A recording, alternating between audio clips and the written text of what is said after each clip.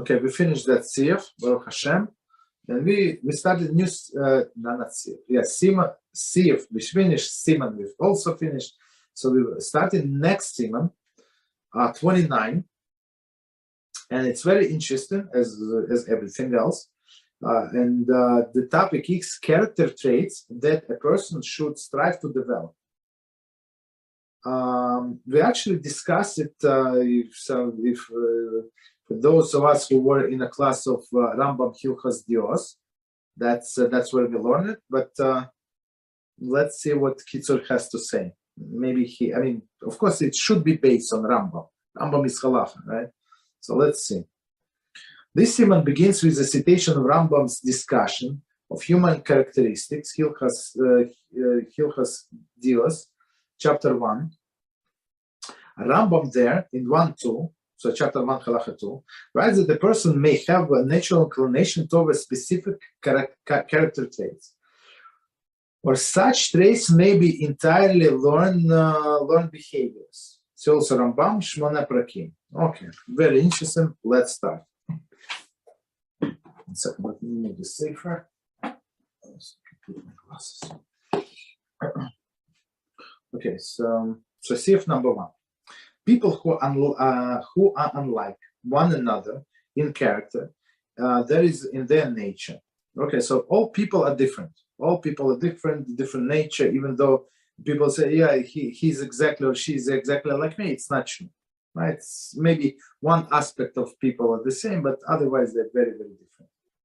For example, one person is quick-tempered and frequently gets angry, right? Quick-tempered gets angry, while another person has calm disposition and never gets angry, or he gets angry only once in many years, right? So that's exactly the words of Rambam, exactly word to word, right? So one is very angry, right? And quick-tempered, frequently gets angry, another almost never gets angry, right? Continue.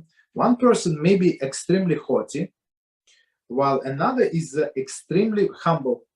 Okay, one person is overindulgent, and his soul is never satisfied in pursuit of his desires. So it doesn't matter what desires, food or otherwise, right?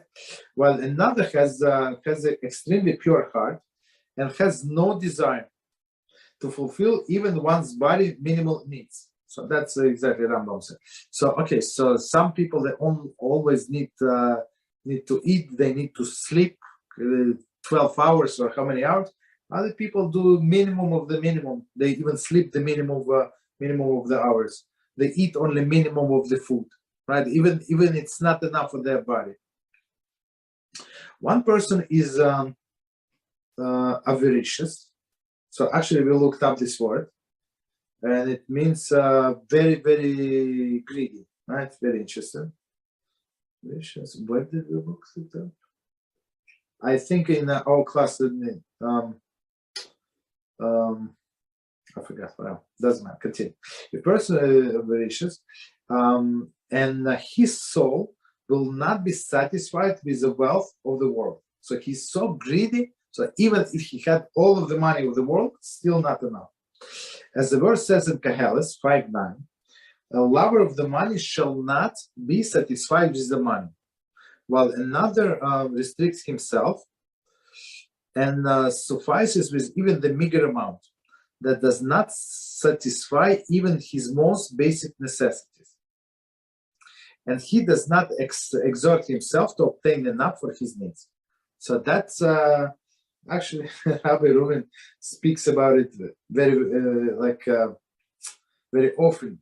About people who have all the celebrities, all these rich people, owners of the big companies and CEOs and this and that. So they have a lot of money and they still want more. So this is a problem. It's a sickness. It's a desire that cannot be fulfilled. As Shlomo HaMelech says, whoever loves money, never going to get enough. Doesn't matter how much he has, right? And other people, like the people they learn in Kollel, as Rabbi Reuven always tell us this amazing story. People survive on a meager minimum of money. Sometimes they have this, sometimes they don't have. Sometimes they have to pay money to pay the bills, sometimes they don't. And it's amazing holy people that we try to support without tzedakah, right? And this person, okay, he has only minimum of the minimum. He does not exert himself to do more, right? And live Torah and work extra hours. One person afflicts himself with hunger and accumulates his earnings, and whatever he does, consumed on his own. Okay. He constantly, he consumes painfully, while another person freely